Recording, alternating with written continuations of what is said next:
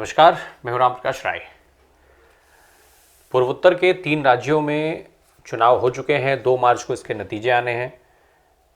नतीजों के पहले जो एग्जिट पोल्स आते हैं उनके जो एग्जिट पोल्स आने हैं वो लगातार अब दिखाए जा रहे हैं।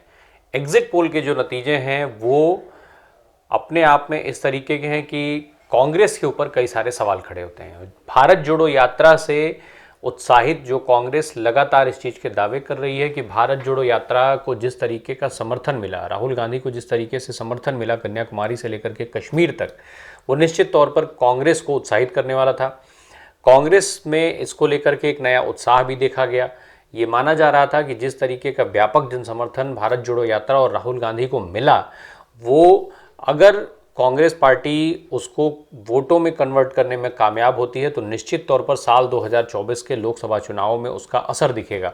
साल 2024 में जब लोकसभा में के चुनाव होंगे तो ऐसे में 2 कारण जो है वो बेहद अहम माने जा रहे थे। एक, राहुल गांधी की भारत जोड़ो यात्रा को मिला हुआ व्यापक जन समर्थन, और दूसरा विपक्ष जो है वो साझे रूप में एक साथ एक मंच पर आकर के और भारतीय जनता पार्टी का मुकाबला करे। बहरहाल अब जब हम पूर्वोत्तर के राज्यों के इन चुनाव जो हुए हैं विधानसभा के, उसमें त्रिपुरा का चुनाव हुआ, नागालैंड का चुनाव हुआ, मेघालय का चुनाव हुआ। पूर्वोत्तर के राज्यों में कांग्रेस की जो एग्जिट पोल के हिसाब से स्थिति है वो बेहद चौंकाने वाली है। अगर हालात ये रहे तो फिर कांग्रेस के जो सपने हैं, जो इतनी बड़ी बड़ी जो दावे किए जा रहे हैं कांग्रेस और विपक्षी एकता को साथ में लेकर के 2024 के लिए सत्ता परिवर्तन का, तो वो फिर सपने जो है वो कैसे पूरे होंगे, ये एक बड़ा सवाल है। दरअसल जो एग्जिट पोल्स हैं वो ये बता रहे हैं कि किस तरीके से चाहे वो नागालैंड हो, त्रिपुरा हो, मेघालय हो, इन जगहों पर कांग्रेस का जो जनाधार है, जो वोट बैंक है, वो कैसे कांग्रेस पार्टी से दूर जाता हुआ दिखाई दे रहा है। एग्जिट पोल्स के हिसाब से इन सारे राज्यों में कांग्रेस को ज़बरदस्त नुकसान हो रहा है। नागालैंड और त्रिपुरा में जो एग्जिट पोल है वो स्पष्ट तौर पर ये कहता है कि जो भारतीय जनता पार्टी और जो गठबंधन की सरकार है वो आसानी से फिर से सत्ता में उनकी वापसी हो रही है।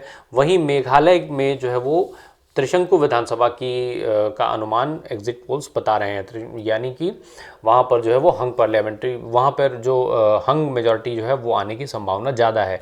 अब अगर कोई भी दल जब पूर्ण बहुमत के साथ नहीं आएगा तो फिर ऐसे में नए क्या समीकरण बनेंगे वो अलग बात हो सकती है।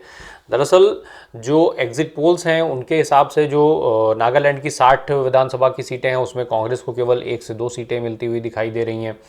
वही हाल त्रिपुरा में भी है, वही हाल मेघालय में जो है वो 3 से 6 सीटें मिलती हुई दिखाई दे रहे हैं।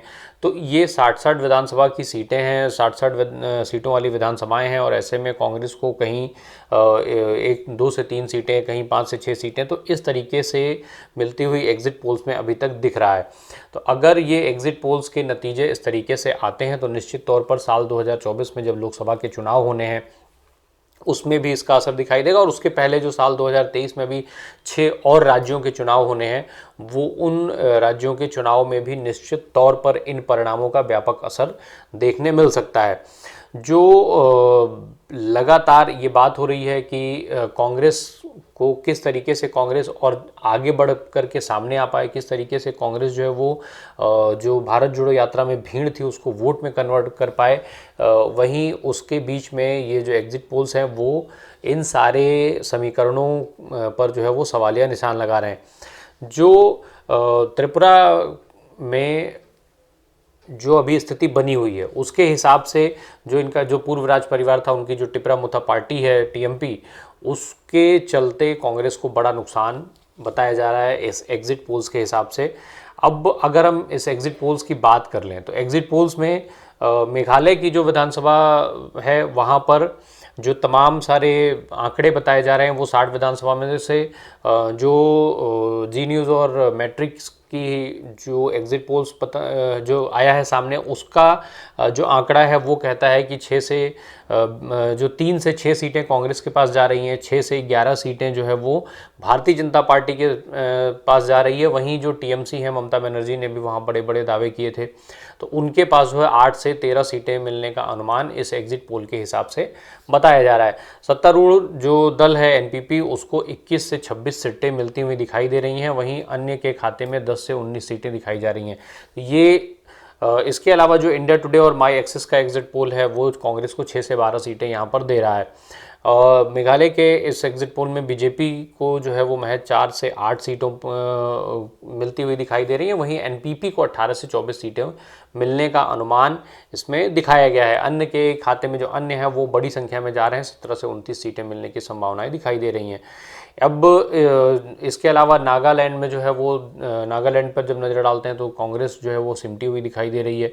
नागालैंड के जो आंकड़े हैं इंडिया टुडे और माई एक्सिस जो दिखा रहा है वो 60 सीटों में से बीजेपी गठबंधन को 38 से 48 सीटें उसमें मिलती हुई दिखाई जा रही हैं, वहीं कांग्रेस को महज 1 से 2 सीटें मिलती हुई बताई जा रही हैं।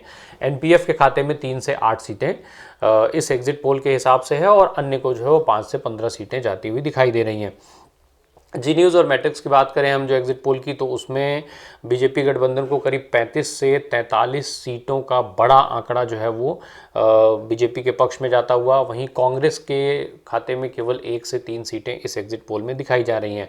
एनपीएफ को 2 से 5 सीटें मिल रही हैं। तो ये सारी इस तरीके से जो ये आंकड़े हैं वो एग्जिट पोल के निकल कर के आ रहे हैं। वहीं त्रिपुरा में जो आंकड़े हैं वो बीजेपी और गठबंधन के पक्ष में करीब करीब 36 से लेकर के 45 सीटों तक जाते हुए दिखाई दे रहे हैं। कांग्रेस और वाम दलों का जो गठबंधन है उसको 6 से 11 सीटें मात्र मिलती हुई दिख रही हैं। त्रिपुरा का जो हम अभी जो टीएमपी की बात कर रहे थे, त्रिपुरा मुथा की बात कर रहे थे, उसके खाते में 9 से 16 सीटें दिखाई दे रही हैं और इसी के चलते कांग्रेस और वाम दलों का बड़ा नुकसान होता हुआ इस एग्जिट पोल के सहारे दिख रहा है। अब ऐसे में सवाल ये उठता है कि अगर एग्जिट पोल के जो नतीजे हैं, अगर वो उस तरीके के नतीजे इन पूर्वोत्तर के राज्यों में आते हैं जहां कभी कांग्रेस का दबदबा हुआ करता था, कांग्रेस जो है वो ऐसी जगहों पर अगर कांग्रेस नीचे जाती है, कांग्रेस को सीटों का इतना बड़ा नुकसान उठाना पड़ता है, तो फिर किस तरीके से आने वाले अभी जो इस 6 राज्यों के चुनाव होने हैं विधानसभा के, प्लस 2024 में जो लोकसभा का चुनाव होना है, ऐसे में कांग्रेस के जो सपने हैं वो कैसे पूरे होंगे। अब अगर एग्जिट पोल के हिसाब से नतीजे आते हैं तो निश्चित तौर पर कांग्रेस को दोबारा से नए समीकरणों के बारे में विचार करना होगा। और हालांकि भारतीय जनता पार्टी के लिए 2 स्टेट ऐसे हैं जहां पर अभी इस एग्जिट पोल में दिखाया जा रहा है कि उनकी सत्ता में वापसी हो सकती है, वो आसानी से हो सकती है। वहीं मेघालय जो है, मेघालय निश्चित तौर पर वहाँ पर प्रधानमंत्री नरेंद्र मोदी का जो जादू है वो नहीं चल पाया है, जो एग्जिट पोल्स बता रहे हैं।